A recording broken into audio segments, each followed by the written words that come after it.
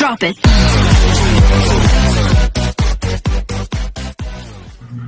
Good day mga ka-sports natin dyan. Narito nga mga ka-sports ay hirap naman sa third set ang Choco Mucho.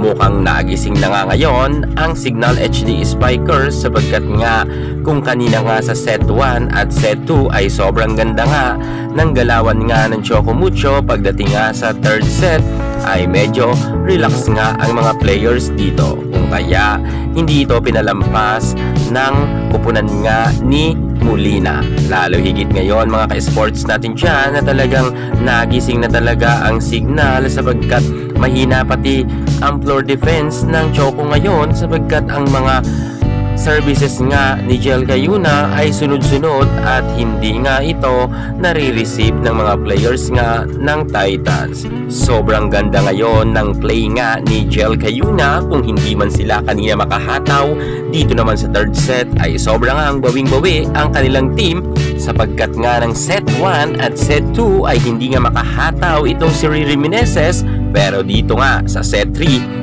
ay nagpakita na nga ito ng gilas at madalas na nga siyang maka-score dahil magaganda nga ang kanilang first ball at super ganda ng pagkakaset nga ni Jel Cayuna.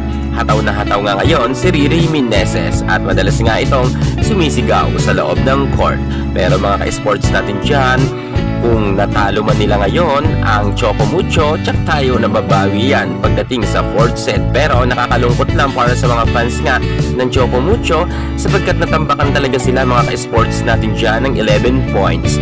Grabe mga ka-sports natin dyan, kitang-kita talaga natin na sobrang relax na relax ang Choco Mucho, samantalang ang Signal HD Spiker naman ay sobrang buhay na buhay nga sa game na ito.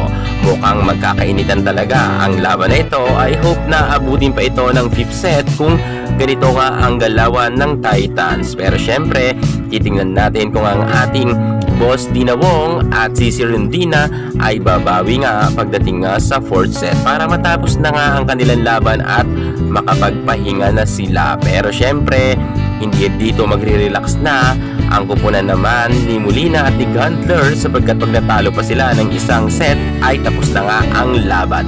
Kung kaya ilalaban talaga yan ni Guntler, ni Ces Molina at ni Riri Meneses. Abangan na lang natin ang kanilang laban sa 4th set.